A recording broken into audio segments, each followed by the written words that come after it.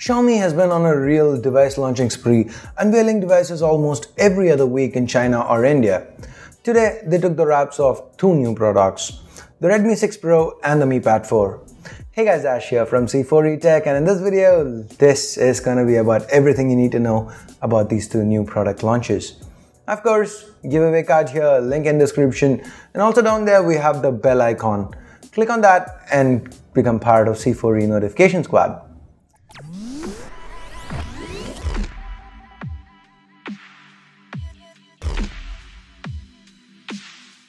So the Redmi 6 Pro has a few new features and a lot of stuff that you guys already know about.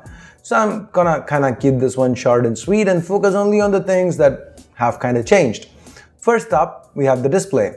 This is the only part of the phone that has received a major facelift. We have a 5.84-inch Full HD Plus display in here, a definite step up from the HD Plus screens that we've seen on the Redmi 5 as well as the Redmi 6. Now it's not just the only feature, we also have a 19:9 display. And yes folks, you know what that means. There's a notch up top. This is the first time that we've seen a notch in the Redmi series of devices. Anyway, those are about all the changes that you'll find with the display, and honestly that's pretty much it.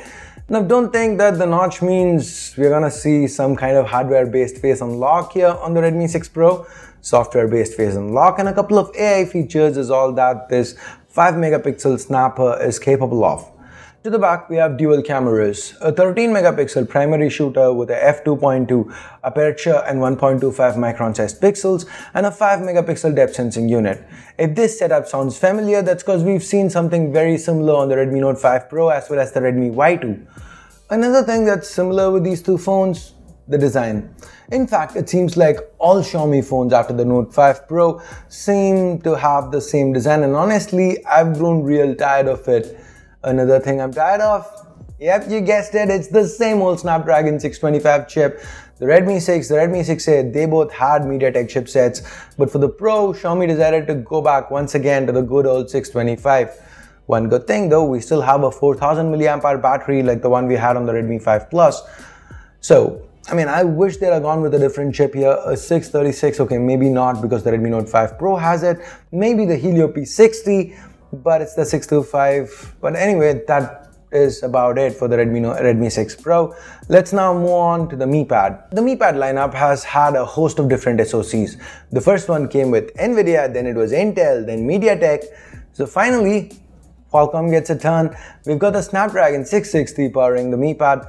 Now, going with the Snapdragon 660 means Xiaomi has access to the hexagonal DSP, which means that we now have face unlock and a few other AI features on the new Mi Pad.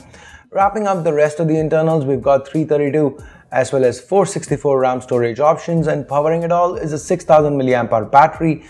That's about a 10% decrease from last gen.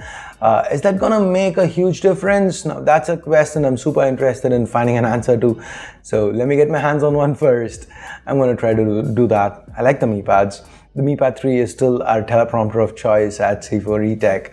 So anyway, moving on, let's talk about display. We have a 8-inch 16:10 1920x1200 screen on this one.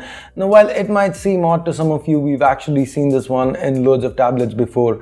From Acer Iconias to Lenovo Yoga Books, this aspect ratio has been around in the tablet game for a while. We also have a 13 megapixel rear and 5 megapixel front camera on the Mi Pad, but don't expect too much out of them. On the software side of things, both of these devices are currently running on MIUI 9.5, although I would assume that an update to MIUI 10 is in the works. If you guys want to know more about MIUI 10 and how that works, here's a card to a dedicated video on that topic. So now it's time we wrap this one up with the pricing. The Redmi 6 Pro starts at 999 yuan, which is roughly 10,500 Indian rupees for the 332 variant, and we've got the 432 variant at 1199 yuan or 12,500 rupees, and then the top 464 variant at 1299 yuan or 13,500 rupees. All the dollar pricing, you would see that in the description below. Now since this one does come with a Snapdragon processor, chances are that we might see the Redmi 6 Pro make its way over to Indian shores. At those prices, it would certainly be one of the cheapest phones to sport a notch. Is that a good thing? Do you really need the notch? Well, let me know in the comments below. Coming to the tablet, we've got a 332 Wi-Fi only version at $1099 and the top cellular version, that's the 464, that comes at $1499. So it's about 10,000, 11,000 rupees to 15,500 rupees. And at these prices, would you buy a Mi Pad 4? In fact, let me make this more general. Would you buy any tablet at this price? Are tablets worth it anymore? Let us know in the comments below. And I guess that's it. What do you guys think about the Redmi 6 Pro? Will the notch make you forget about the aging processor inside? Again, take to the comments, let your voice be heard. If you hated this video, well, you know what to do. But if you did like it, then drop us a like, consider giving this video a share, and of course, subscribe to C4E Tech. If you're already a subscriber, click that bell icon to become part of the notification squad. And now I must bid you adieu. Thanks a lot for watching. Till next time, my name's Ash. You've been watching C4E Tech, and I'm signing off for now. You guys have a great day.